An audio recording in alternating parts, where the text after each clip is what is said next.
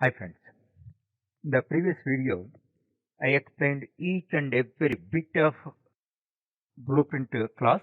Just simply imitate. If you have few doubts also, don't worry about that, just write. All your doubts are clarified. I am promising you, by end of the fourth program all your doubts are shattered, but don't expect everything should be learned in one program. Okay, first blueprint class as it is you write, and thereafter we have to write the implementation class. Already I told you, blueprint. For anything, blueprint is first. Thereafter, we have to go for implementation. That also I write and show it to you. Here, class.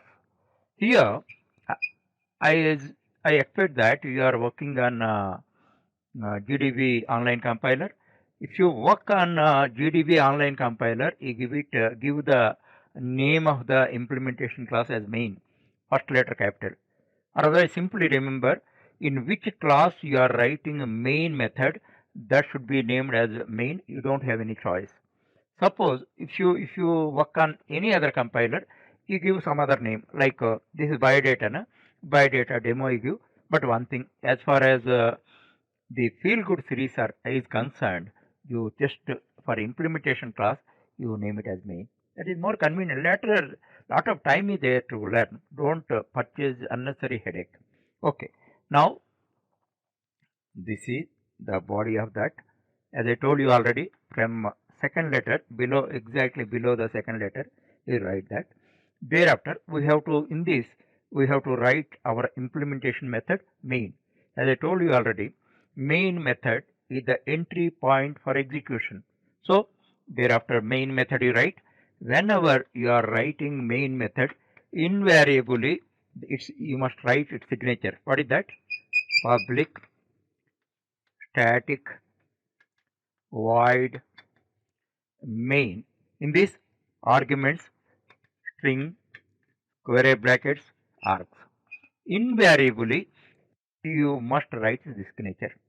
Already brief, you may have some doubts, don't worry about that.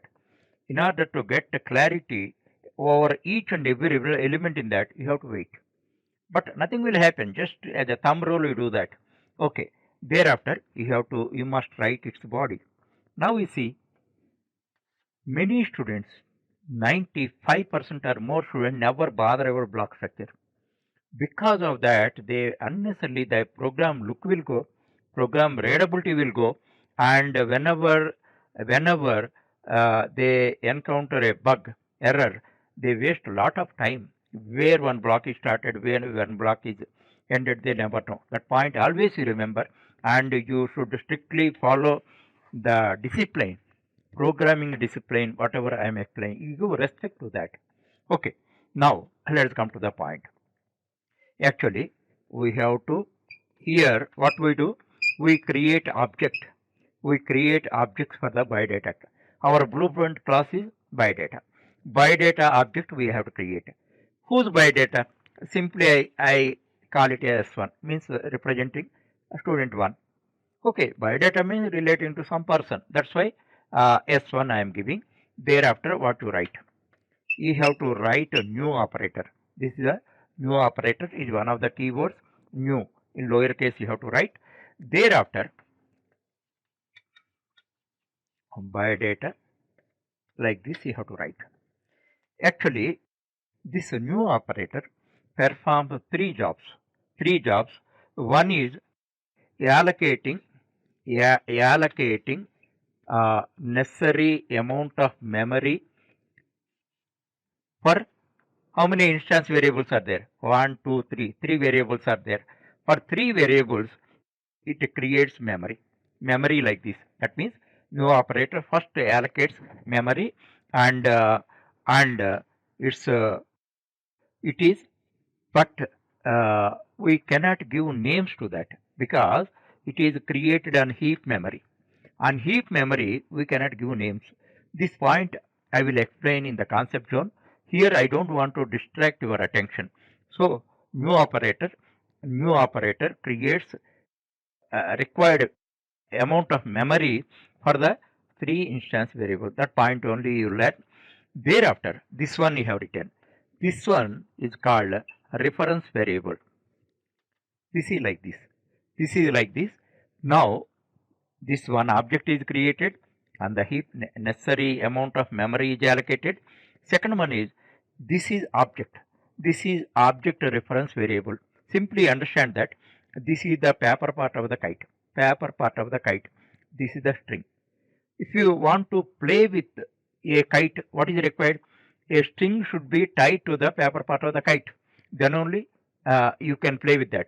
So once you tie the string to the kite, paper part of the kite, you never treat them as two elements. Before that, thread is one element, paper part of the kite is another element. Once you tie up, then the differentiation is there. Kite is including thread. So here third job is it connects it to this. Just simply imagine that this is paper part of the kite, this is the string. So because of that, this happens as a result of this statement. Later in concept zone, I explain about its complete details, behind the scenes what happened and all that. I will explain, don't worry about that.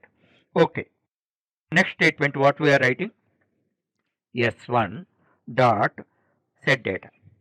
What for we are writing set data? Set data method is meant for initializing the three objects. How it does? Now we see. First argument, what is that? Arun is a string. So give string. Second argument is age 15. The values you are giving. Values are giving, that is 15. Third argument is 5.4. And F, you must write F. Why F I tell you? Actually this type is floating point.